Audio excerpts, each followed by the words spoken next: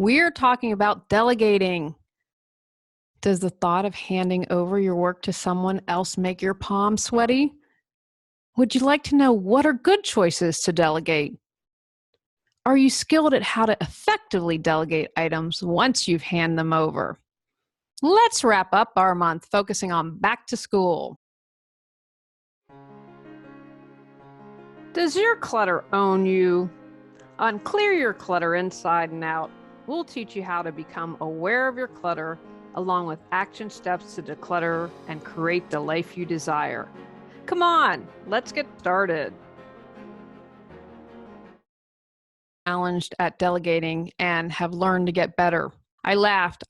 For the first time, took our bedspread to the cleaners because we have a bedspread and it gets really hot in the South. So we just have our sheet and a blanket in case it's a cool night. What I do in the past, stuff it into the washer, and then I'd have this huge comforter and let it air dry, and it was this whole process. And I thought this year I'm going to do it differently. Found a coupon and said, you know what? I'm going to pay to have this bedspread dry clean. It was awesome. It came back in a little bag so I can keep it away in the closet. It's not going to get any dust on it. It was awesome. And I think about all the time that it saved me and one less thing to do. The other thing I found was at Trader Joe's, they have cauliflower crust. I'm not doing sugar anymore. And I thought, oh my gosh, if you've ever made cauliflower crust or you've made cauliflower rice, you have to steam, you have to cut, chop, get all the water out. And I'm really bad at that. And so a lot of times when I'd make cauliflower crust for pizza, it'd fall apart. I got over my fear of, oh my gosh, I'm not being a good wife. He's not going to have homemade cauliflower. Saved me time, allowed me to make the rest of the meal homemade. So for me, this was delegating on a much smaller scale, but it was a great baby step to take those little steps to get me started delegating. Also in Rally, there has been a new service that has started, and so I tried it. And so you have people that you can say, hey, this is what I'm looking for. And I found this awesome man to do yard work. Tony's extremely stressed at work. I love mowing, but I hate edging. And so I found this guy to come and do the edging. We needed some trees trimmed, and that allowed Tony not to stress out.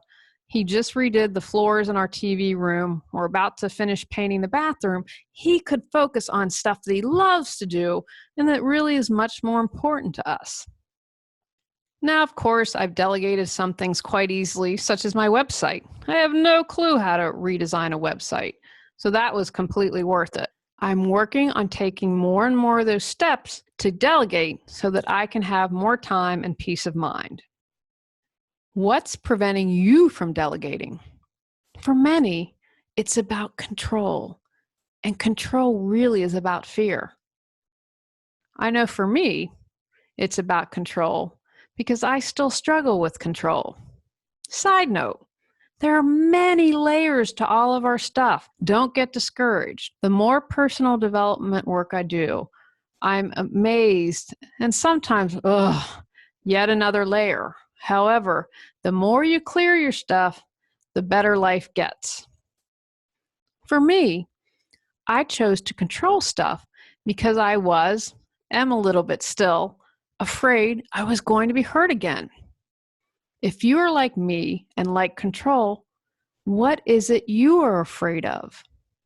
Being judged, criticized, rejected? Another concern is we worry someone else won't do it as well. If this is you, is it because you lack trust? Why wouldn't you trust others to do a task? Were you taught to not trust others when you were younger? I know I have a fear of being taken advantage of because that has happened to me in the past. I am grateful for my husband because I will never deal with a car mechanic again. To ease your concerns, ask for referrals, get references, start off with a small job. If they do a good first job, you can enable them with something that's more important. The recent man I hired for yard work was a great example. I had him clean the gutters out, and I saw how that went. He showed up on time, had all his equipment, was prepared, he actually told me, "You only need to get this done once a year." I made sure that I reviewed him so others know that he was a good person to hire. Some people really like the sense of power that control gives them. In my experience, that a need to control comes from feeling powerless in other areas of our lives and as a way to compensate. If this is you, what area in your life do you feel powerless? What could you do to empower yourself in that area? If you were hurt as a child and determined to gain power so you would never be vulnerable again, how could you heal that wound? I read an interesting article where it said power made people happy because they could act as they pleased and allowed them to be authentic. If this is sounding like you, how else could you be authentic? Maybe it is finding a new group of friends if your current crew are critical when you are the real you. I truly believe we all have a tribe and that we can find each other. The same article noted that seeking power did not make people happy. So the process didn't make you happy, but the goal did. For some people, it allows them to criticize others if they can control everything. They criticize others before others can get a chance to criticize them. Control allows people to feel better about themselves. What healthy ways could you practice to feel better about yourself? Do you see yourself in any of the scenarios I just talked about? Feel stuck but have no clue what you need to do to move forward? Would you like to feel energized and excited every day? Are you ready to create the life you desire? Julie Coraccio supports you in finding the answers within and then taking action to make changes happen. Visit reawakenyourbrilliance.com to learn how Julie can support you with life coaching. Now that you have a little more insight as to what may be stopping you from delegating, let's think about what you should delegate. What to delegate? Not the most crucial stuff. I would never delegate any of my writing or podcasting. I have hired editors, but never anyone to write my stuff. That is me, and I choose to have my voice expressed. So not the most important stuff. If you have the funds, can you hire someone to do what you dislike? I've talked about yard work. Can't stand it. Now have delegated that. Perhaps you could check out something like a babysitting co-op or get a sitter to free up your time. Consider trading or bartering and support one another. Think outside the box. How about an intern? I have been dying to get an intern for my business. It would be a really wonderful benefit. So, if you know of anyone looking to do an intern, have them give me a call. Remember, you don't have to start really large. What one small thing could you delegate? Like I delegated having someone cleaning the comforter or getting cauliflower rice. Broaden your definition. While cauliflower crust isn't quite delegating, it freed up time for me to focus on more important things, like writing in the podcast. How to be a good delegator. Ask questions, depending on what you need to delegate. What are their skills? Are they motivated? Do they have resources? Someone may have the skills, but is too busy or unmotivated to take on the task. If you're having someone do more intimate work with you or your business, consider making sure you're on the same page. Communicate effectively. I am a huge fan of having everything in writing and follow up for clarification. Encourage the person to ask questions. Maintain accountability.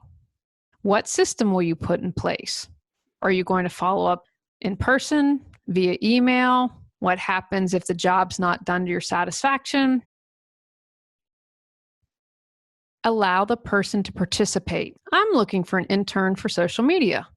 I would love their feedback and suggestions. I'm pretty good at it, but it doesn't mean I know everything by a long shot. I would welcome new thoughts and ideas. In my class for school success, I talk about brainstorming as a valuable tool. I welcome others' perspectives. Provide resources and anything that the person might need. Our cat sitter has a list, an emergency contact, and we are set up at the vet for her if something happens.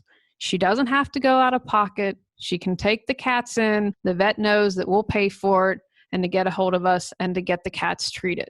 I couldn't go on vacation without my cat sitter.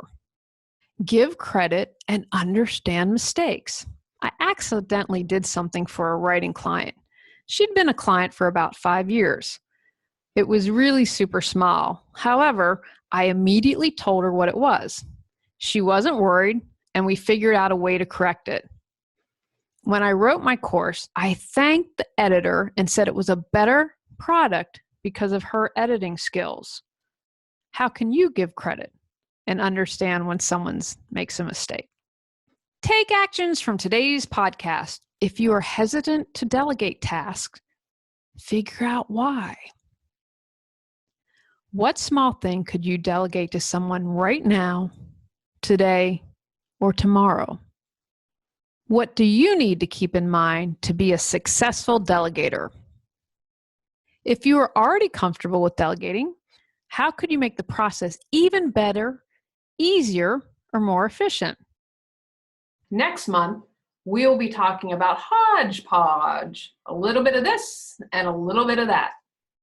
Go out, clear the clutter to create the life you choose, deserve, and desire. Clearing your clutter allows you to share your gifts with the world. Get your free self-assessment to discover your clutter priority at reawakenyourbrilliance.com. If you've enjoyed Clear Your Clutter Inside and Out, please rate, review, and share us.